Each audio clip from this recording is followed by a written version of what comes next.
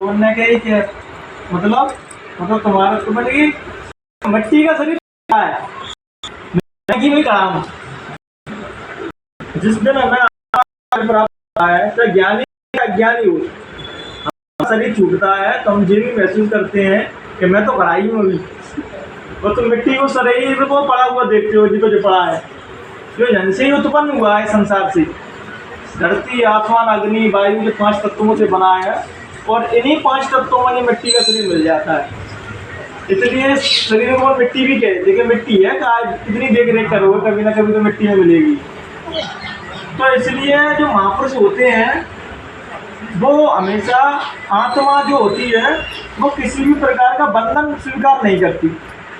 और हम पता नहीं कितने कितने बंधनों में झगड़े हुए हैं। कोई हिंदू धर्म को अपनाया है, कोई मुस्लिम धर्म को अपनाया है, कोई किसी धर्म को अपनाया, इतने कट्टर हो गए हम कि उस धर्म के विपरीत की हम बात सुनना ही पसंद नहीं करते।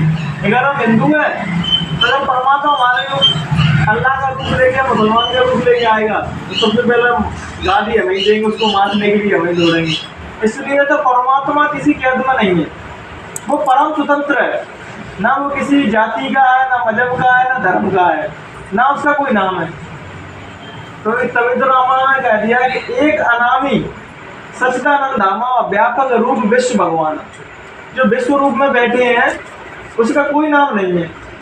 बस यह कि जो जिस नाम से बजता है वो उसी के सामने उस नाम से प्रकट हो जाते हैं। जैसे अपन गुरु महाराज के नाम से अपने अंतरात्मा में एक छवि बन गई है इस स्वरूप की, तो जब अपन उस दर्शन को पाएंगे तो इसी स्वरूप में पाएंगे, क्योंकि अपने अंदर वो छवि बन गई। कोई कृष्ण को मानता है तो कृष्ण की छवि बना बैठा है, कोई राम को मानता है तो राम को, कोई अल्लाह को मानता है तो अल्लाह को। और वास्तविकता तो ये है कि उसका कोई नाम नहीं है, ना कोई रूप है, वो निराकार है। लेकिन साकार जब भक्त जिद पकड़ लेता है कि नहीं मुझे तो साकार रूप में तुमको देखना है, मतलब अपने जैसे शरीर में, तब वो कोई ना कोई रूप धर के आ जाते हैं। चाहे महात्मा बुद्ध का हो, चाहे मोहम्मद पैगम्बर का हो, जीसस क्राइस्ट का हो, कृष्ण का हो, राम का हो, या गुरु महाराज का हो, वो ऐसे अपना जैसा रूप करके आ जाता है। जैसे प्रार्थना में नहीं कहा है कि जे तो रूप धरा तुम मेरा जीव जगाने के लिए। जो शरीर रूप धरते हैं वो जीव जगाने के लिए धरते हैं। वास्तविकता उनका रूप तो वही देख पाता है जिसको ज्ञान प्राप्त हो चुका है। जब अर्जुन को वो विराट रूप दिखाया था तो अर्जुन उनका तेज और वो प्रताप बर्दाश्त नहीं कर पा रहे थे कि प्रभु जो ऐसा तेज दिखा रहा, मतलब जैसा मेरी बर्दाश्त की बाहर है। तू भी तो कह रहा था कि अपना ब्रह्मांडी रूप दिखाओ जो अगर ब्रह्मांड में सर्वव्यापी है वो, तो उन्होंने तुम अभी तो स्वीकार नहीं कर सकते, इसलिए तुम्हारा आत्मा का ज्ञान प्राप्त होना बहुत जरूरी है। तो उन्होंने दिव्य दृष्टि दी, लेकिन थोड़ी देर के लिए दी, उन्होंने साधना नहीं की, तो उन्हें विश्वास जगाने के लिए उन्होंने दिव्य दृष्टि दी।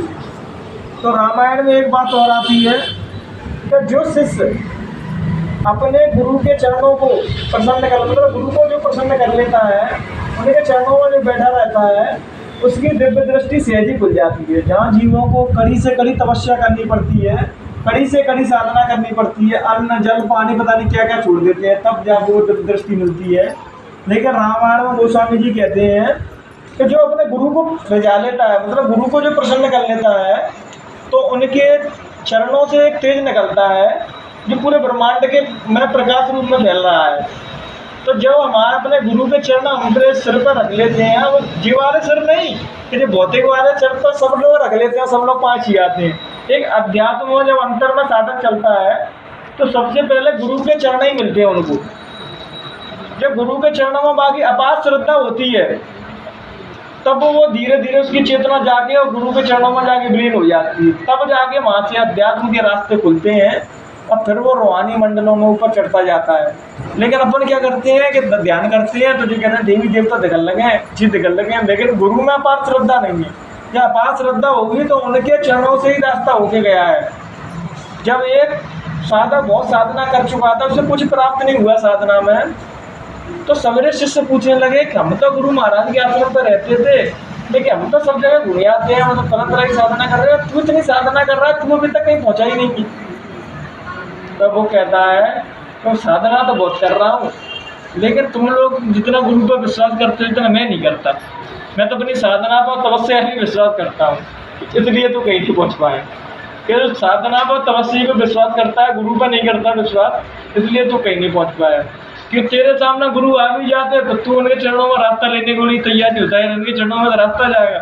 जैसे एक औपचारिकता है कि यहाँ आए तो गुरु बनाना पड़ेगा, और जो औपचारिकता बनाते हैं आजकल आप कलयुग में देखा होगा कि हम अपनी इच्छाओं के पीछे भागते हैं, इच्छाएं पूरी नहीं भाई तो तुरंत गुरु बदल लेते हैं, दूसरे गुरु पर पहुंच गए, मौनी पूछे वहाँ पर कह भी देते हैं बड़ा, अरे तू तो फ्रॉड आदमी है। जब दूसरों को फ्रॉड कह रहा है पहले तुम सोचो तुम कितने बड़े फ्रॉड हो। किसी महापुरुष की निंदा करना, या तो किसी के यहाँ जाओ नहीं, अगर जा रहे हो तो किसी की निंदा मत करो। मैं किसी के यहाँ जाता नहीं, मैं किसी की कहते नहीं कि अच्छे हैं कि बुरे हैं, मतलब ही नहीं किसी से। अब जा रहे हो तो उसकी मर्यादा निभाओ, और नहीं जा रहा है जो मत करो किसी के फ्रॉड हो क्या हो कैसे हो। ऐसे हम किसी अलग अलग हमारे सिस्टम के लोग रहते हैं, वो अलग अलग जो संगठन रहते हैं उनकी निंदा करने लगते हैं, लेकिन गाय कभी है नहीं माँ निंदा क्यों कर रहे, मतलब ही नहीं होना जल्दी। लेकिन जो तुम सोचो कि हमारे गुरु सर्वज्ञ तो सर्वव्यापी, जब तक तुम उन्हें सर्वव्यापी नहीं मानोगे तब तक कुछ होने वाला नहीं है। लेकिन अपन लोग क्या संत महात्मा गुरु तो मान लेते हैं लेकिन सर्वव्यापी नहीं मान पाते, और इसीलिए हमें मुसीबतों में दिक्कतों में परेशानियां आ रही हैं। गुरु महाराज कहते थे कई कई तो मॉल में जो 4-5 लोग रहते थे उनकी दुनिया में सब कहते थे कि सब बच्चा ऊपर कुछ नहीं है, सब कुछ नहीं है।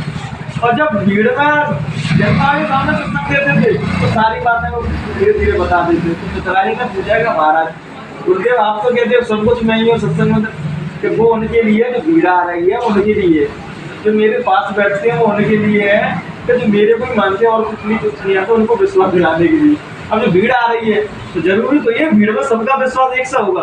कोई आ रहा है कि दूसरा पड़ोसी लेके आ गया, कोई कह रहा चला मैं गुरुदेव से मिल जाए, सब अपने अपने भाव से आ रहे हैं। और जो दृढ़ विश्वास जिनका नानक पे दृढ़ विश्वास भाई अंगद देव को ही हुआ था, तभी वो अंगद देव के नाम से प्रतिष्ठित होके उस गद्दी पर बैठ पाए।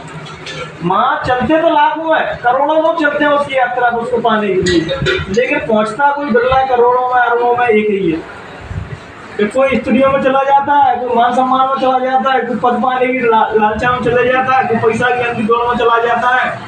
लेकिन जो चीज़ मतलब रियलाइज होती है या हमारी एज जी के लगन जाते हैं मरने की सही आते हैं, तो हम अपने पुराने कर्म जो मैंने छल प्रपंच करे थे, चालबाजी की थी, झूठ बोला था, तब हमें सब याद आते हैं कि हमने ये क्या किया। इसलिए जैसे सुबह आप लोग भजन गा रहे थे कि भजन कर मस्त जवानी में, लेकिन जवानी में इतना आसान भजन करना है तो इंद्रियां चारों तरफ दौड़ेंगी, और बुढ़ापे में जो करते हैं वो भजन नहीं करते क्योंकि शरीर में भले ही नहीं है कुछ करने लायक, तो पता नहीं भजन नहीं करना कभी नहीं कर रहे थे। इसलिए भजन में तुम्हारा जब तक तुम स्वयं नहीं चाहोगे तो मुझे परमात्मा को पाना है, अब वो भी खुशी से, अगर दूर दुखी से जा रहा है, रो के जा रहे हो, किसी ने कुछ कह दिया तब भगवान की ओर जा रहे हो तो भगवान सब समझते हैं, तो स्वयं अपनी इच्छा को जाओ, प्रसन्न होकर जाओ। इसी प्रकार में उदासी रोना है, रोना बात अलग है कि अध्यात्म में रोना बहुत जरूरी है कि साधक जब तक पिघलेगा ही नहीं तब तक ऊपर की ऊंचाइयां चलेगा ही नहीं। कि जब एक शिष्य आया था महात्मा के पास तो वो कहने लगा महात्मा जी से कि मैं किसी से प्यार नहीं करता, किसी को नहीं मानता, अब तो तुम मुझे अपना ज्ञान दे दो। तो गुरुदेव कहते हैं तू तो पत्थर है, तुझे ज्ञान दे के क्या करूँगा, तो किसी से ही नहीं करता तो मुझसे भी नहीं करता होगा। अपन ने कहा ना मैं किसी से मोह ममता नहीं है, तो सब कहते हैं मैं किसी से मोह ममता नहीं है ना, हमें पैसा की चाहना है। लेकिन अपन जो जाके गुरुदेव से भी कहते हैं हमें किसी की चाहना नहीं है, तो मतलब तो उनकी भी चाहना नहीं है। एक ना एक चीज से तो आदमी बना रहता है। जहाँ तुम रह रहे हो तो यह परम स्वतंत्र तभी हो पाओगे जब तुम मर जाओगे। जब कोई भी महापुरुष यहाँ धरती पर रहता है तो एक ना एक बंधन से वो बंधे हुए रहते हैं, धरती में वो चल रहे हैं। जब सारे बंधन जीवात्मा तोड़ देती है तो मृत्यु की आगों से मैं लिपट जाते हैं। जैसे ही एक साइड से एक पत्रकार ने पूछा कि दुनिया का शांति और सुकून किसमें है, तो उसने कहा कि मौत में। जब तक तुम मौत की उस चिता पर नहीं लेट जाओगे तब तक तुम सुकून से लेटने वाले नहीं है, ना तुम्हें सुकून और शांति आएगी। इस संसार में तुम रह रहे हो, चाहे वो ज्ञानी हो चाहे भजनानंदी हो, चाहे कुछ ना कुछ उसके पीछे कुछ ना कुछ उसके दिमाग में लगा हुआ है।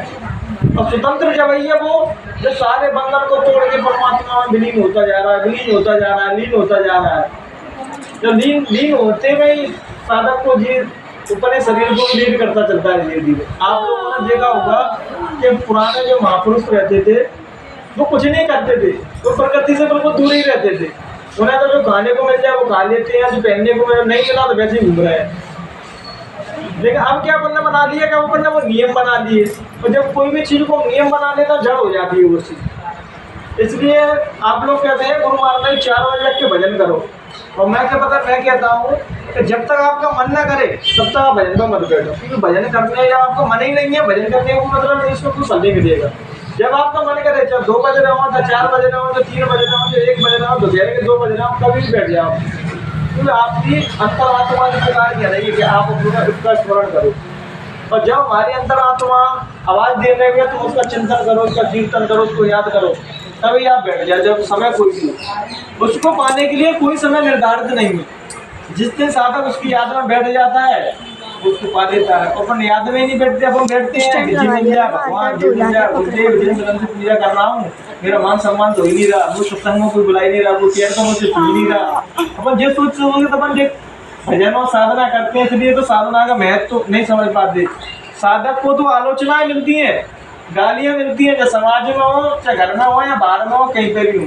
हाँ, जब वो तबके निखर जाते हैं तब जाके मान सम्मान तो तब मिलता है, जब उनकी पूरी कसौटी पे उनको तलाश लिया जाता है कि ये खरा सोना है कि केवल दिखावा कर रहे हैं। आज अपन जो करते हैं तो सभी लोग जाके कोई भंडारे की आशा में जा रहा है कि भंडारा मिलेगा आश्रम पे, कोई कुछ की आशा में जा रहा है, लेकिन साधना करने भजन करने में कोई नहीं जाता। अपन वहाँ जब 2-3 दिन के लिए जाते भी हैं तो वह बतराग बदलू गए, गप्पा लगा लू के भग जाते हैं। लेकिन ना, जब तक कोई मैया सा आदमी नहीं है जो साधना में लीन हो, जो तुम्हें साधना का रास्ता बताए, जो बेचारे बताने वाले हैं उनका खुद मन नहीं रहता, 10 मिनट बाद वो खुद उठ के बदलने लगते हैं। जब तक तुम्हारा प्रोफाइल मजबूत नहीं होगा, वही उससे नहीं मिला हुआ, तो बच्चों को परिवार को कैसे मिला सकता है। जब गुरुदेव थे तो वो कहते थे कि बच्चा मेरे जीते जी कर लो जो तुम्हें करना आते, मेरे जाने के बाद नहीं कर पाओगे तुम। और वास्तव में 100% वो बात सही हुई। आज अपन दावा सब कर रहे हैं कि वो फलाने ज्ञानी हो गए, फलाने जे हो गए, लेकिन हुआ कोई नहीं है। तो दावा करने वाले कभी होते नहीं हैं और होने वाले कभी दावा नहीं करते। इसलिए अपन लोग जितना भी ध्यान भजन करते हैं तो अपनी अंतर्ज्ञान तो पुकार दे तब ध्यान भजन करना चाहिए। जब मेरा मन ही नहीं है ध्यान भजन करने, अपन जबरदस्ती बैठे हैं, गुरुदेव ने कही ध्यान भजन करना है, और तुम्हारा 24 घंटा मुझे निश्चित है कि 24 घंटा में एक ना एक बार तुम्हारा समय जरूर कहेगा कि अपना भजन कर लेना चाहिए। तो कितनी सुविधा में रह रहे ना, क्योंकि तुम्हारे जो अंतरात्मा है वो ना तो धन से तृप्त होगी, ना पद से तृप्त होगी, ना पैसा से होगी, किसी भी चीज से वो तृप्त नहीं हो सकती। जीवात्मा तभी तृप्त होगी जब उसे परमात्मा का रस मिलने लगेगा, परमात्मा की याद उसके अंदर आने लगेगी। देखा, हमारे अंदर वो याद उठती ही नहीं है।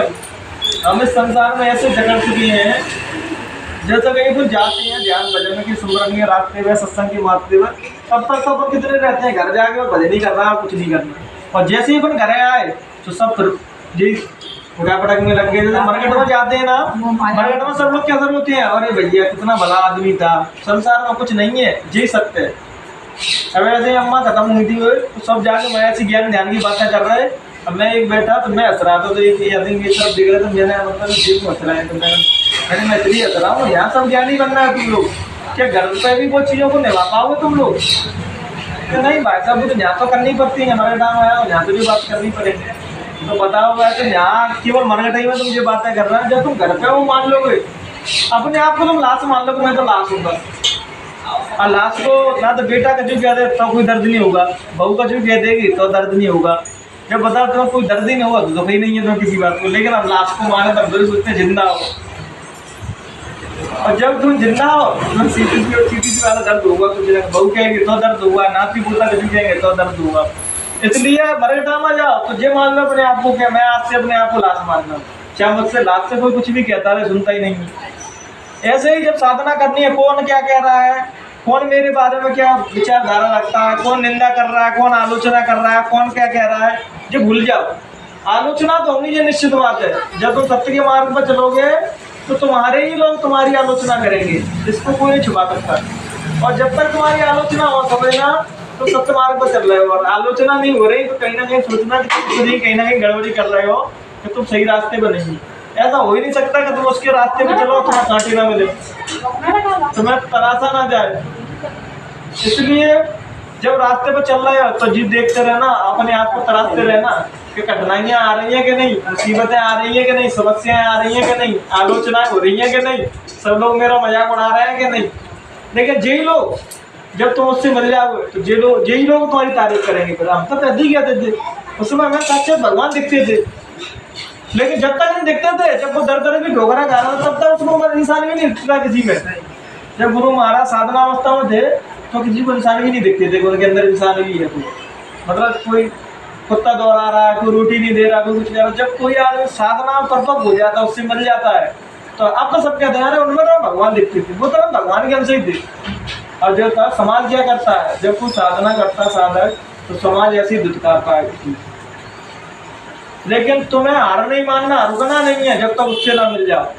कौन हंस रहा है, कौन रो रहा है, कौन क्या कह रहा है तुम्हारे बारे में, ये सब उसका प्रसाद समझ के सेते जाओगे, सब उसका प्रसाद है जो मुझे निर्मल मतलब बिल्कुल पवित्र करने के लिए मेरे ऊपर फेंके जा रहा है जी। तो देखा अपन हारे रो लगता है, अरे गुरुदेव मैं ना तुम अपना भजन कर रहा हूँ, अजी तो देव भगवी मुझे गाली दे रहे थे, मोड़ी मोड़ी में परिणाम करना है। अब ये बताओ जब तक तुम्हारा मोड़ी मोड़ा तुमसे देखेंगे तो तुम्हारा उनसे मुंह कैसे खत्म होगा।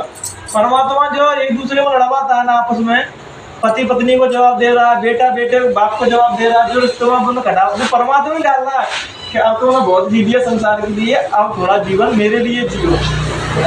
संसार में रहते हुए तो दुख के अलावा कुछ नहीं मिला, और ये तुम्हारा मोह खत्म करने के लिए कि बेटे से, बेटी से, मकान से, हाट से, हवेली से, पद से, गाड़ी से, ये मोह तोड़ने के लिए सब चीज होती है तुम्हारा।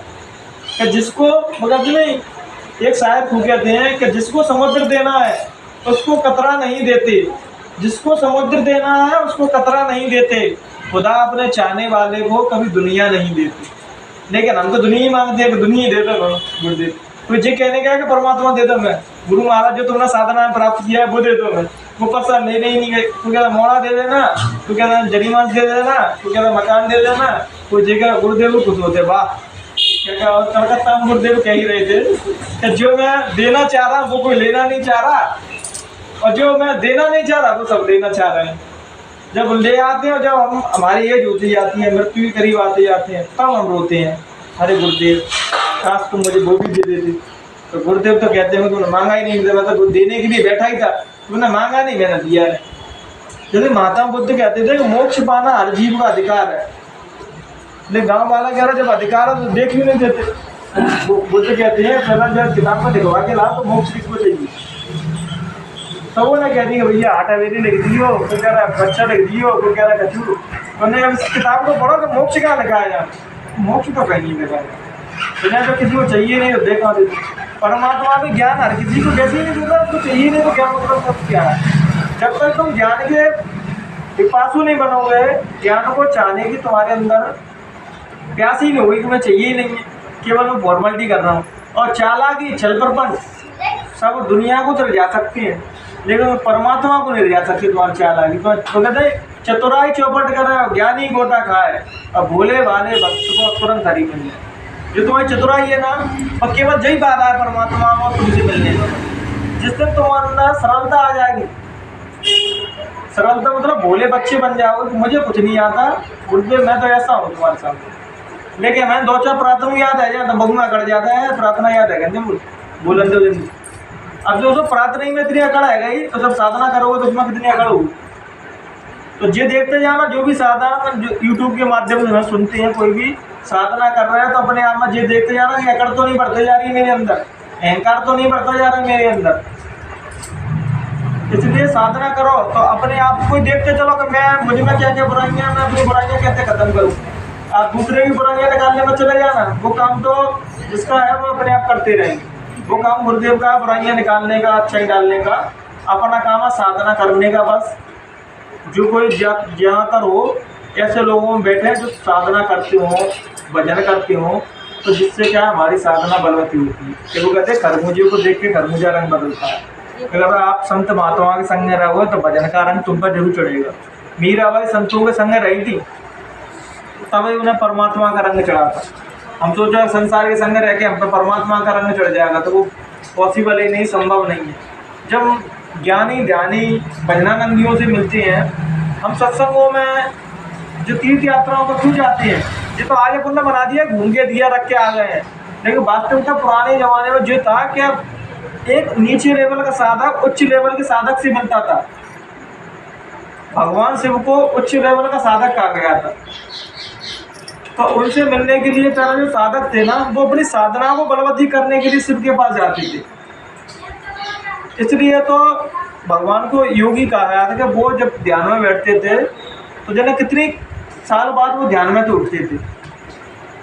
और आज हम लोग जाते हैं किसी भी यात्रा पर, किसी भी मंदिर मस्जिद, तो किस लिए जाते हैं? अपनी साधना बलवती करने के लिए नहीं जाते।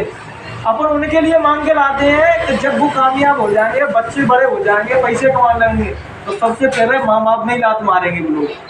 अपन उनके लिए अपने स्वयं के लिए कुछ नहीं मांग के लाते कि परमात्मा हमारा कल्याण कैसे हो जाए। नाती बेटा जितने भी रिश्ते हैं, तुम एक समय आके खुद महसूस करोगे सारे रिश्ते व्यर्थ के हैं और कोई किसी का नहीं है। जब मृत्यु की यात्रा पर जीव चलता है तो माँ केवल अकेला ही चलता है, दूसरा और कोई नहीं जाता। इसलिए अपने आप को अकेला जाने, मैं सबका हूँ जे मान के भाव रखे, मैं सबका हूँ लेकिन मेरा कोई नहीं है, बस जे माने के चला। तुम सबके लिए खड़े हो लेकिन तुम जे मानो कि मेरा कोई नहीं है बस दुनिया में, तो तुम साधना कर लोगे। तुम सोचो कि मैं सबका हूँ, सब मेरे हैं, तो तुम साधना नहीं कर पाओगे। जब वो तुमसे गाली देंगे, कुछ कहेंगे, तुम्हारा दिल दुख जाएगा, अरे मैंने इसको अपना माना था, इस बेटे को जी तुझसे ऐसा कह रहा है। तो दुख वो बेटा नहीं दे रहा, तुमने अपनापन देखो दुख दे रहा, तुमने अपना माना ही क्यों? ये तो अपना मानोगे नहीं तो दुख जब गाली दे अरे बोले जब को मारा ही नहीं तो कहा दुख हो कहा। आज की वाणी को अपन नहीं विराम देते हैं। अगर कहने सुनने में कोई भी गलती हुई हो तो अपना बेटा समझ के माफ़ कर देना। जय